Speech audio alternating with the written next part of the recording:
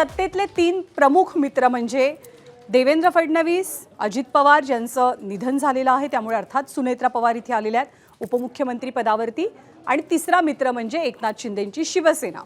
परंतु हे दोन जे मित्र आहेत, अजित पवारांनी अकाली एक्झिट घेतली आहे, पण देवेंद्र फडणवीस आणि एकनाथ शिंदे या दोघांचेही पक्ष आहे, दोघांचेही नेते अजित पवारांच्या अपघाती निधनावरनं एकमेकांवरती आरोप प्रत्यारोप करू पाहतायत का, टीका टिप्पणी करू पाहतायत का, याबद्दलची जोरदार चर्चा सध्या राज्यात सुरू झालेली आहे।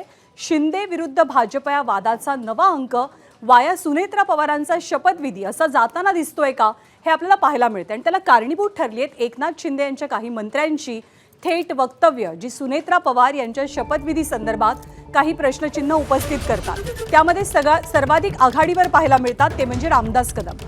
रामदास कदमांनी सुनेत्रा पवार यांच्या शपथविधीवरनं सुनील तटकरेंवर बोचऱ्या शब्दात वार केले। शरद पवारांना शह देण्यासाठी तटकरेंनी गलिच्छ राजकारण केल्याचा गंभीर आरोप कदमांनी केला। पण हा आरोप करताना शिवसेनेनं एकाच दगडात दोन पक्षी मारण्याचा प्रयत्न केला। सुनेत्रा पवारांच्या शपथविधीला पाठिंबा देणाऱ्या भाजपला सुद्धा लक्ष करण्याचा यामार्फत प्रयत्न असल्यानं आता मुख्यमंत्र्यांनी शिवसेनेला तिखट शब्दात सुनावलेलं आहे।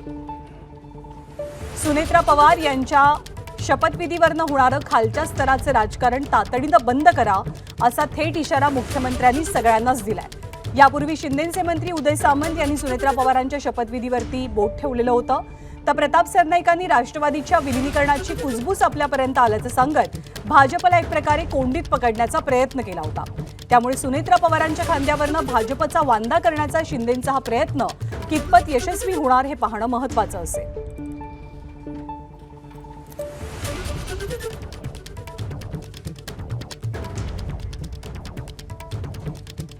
आणि सातत्यानं सुनेत्रा पवार यांच्या शपथविधीबद्दल प्रश्न उपस्थित झाल्यानंतर त्याबद्दलची एक प्रकारे टीका सत्ताधारी पक्षातल्याच नेत्यांनी केल्यानंतर आता मुख्यमंत्र्यांनी सज्जड दम भरला आणि खालच्या स्तराचं हे टीकेचं राजकारण बंद करा, असं मुख्यमंत्र्यांनी सर्वांनाच आवाहन केलंय। पण या टीकेवरनं एक प्रकारे भाजपला कोंडीत पकडण्याचा शिंदेंच्या शिवसेनेचा हा प्रयत्न आहे का, याची चर्चा रंगू लागलेली आहे। या सगळ्या संदर्भात शिवसेनेचे मंत्री नेते रामदास कदम असोत, उदय सामंत असोत किंवा संजय शिरसाट यांनी कशी टीका केली आपण पाहूया। सुनील तटकरे हे विश्वासघाती आहे, ज्यांनी ज्यांनी त्याला मोठं केलं त्यांना संपवण्याचं काम हे तटकरे करत असतात। पण दादा गेल्यानंतर सुनील तटकरेने जे गलिच्छ राजकारण केलं शरद पवार साहेबांना शह देण्यासाठी, ते महाराष्ट्राला लाजिवान आहे।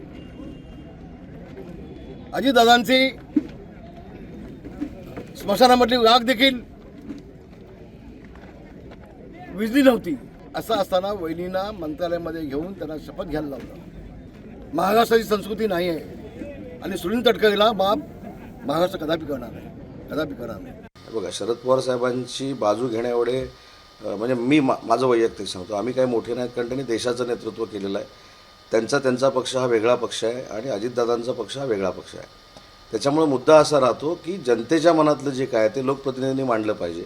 तर जनतेच्या मनामध्ये ही मात्र कुठेतरी संभ्रमावस्था आहे की एकीकडे समाधान नक्कीच आहे की सुनेत्रा वहिनी उपमुख्यमंत्री झाल्या किंवा अजितदादांचा वारसा त्या पुढे चालवतील, पण इतक्या लवकर का झालं आणि मग ते का झालं ही शंका येताना कुणी हे करून घेतलं का, याच्या मागं कोणी आहे का, हा उदय सामंतचा प्रश्न नाही आहे किंवा प्रताप सरनाईकांचा प्रश्न नाही, हा महाराष्ट्रातल्या जनतेच्या मनातला प्रश्न आहे। दुःखद घटना घडली ना, तर इतक्या लागोलग शपथविधी होणं हे सर्वसामान्य माणसाला पटलेलं नाही आहे। म्हणून मी त्यावेळेला ते केलेलं, माझी भावना जी होती ती मी व्यक्त केली।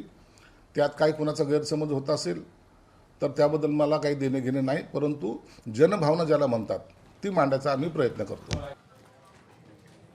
आणि विरोधक दूर राहिले, सुनेत्रा पवार यांच्या शपथविधीवरनं सत्ताधारी पक्षातलेच मंत्री, नेते, आमदार सवाल उपस्थित करत असल्याचं पाहून आता मुख्यमंत्र्यांनी सर्वांना तिखट शब्दात चांगली समज दिलेली आहे।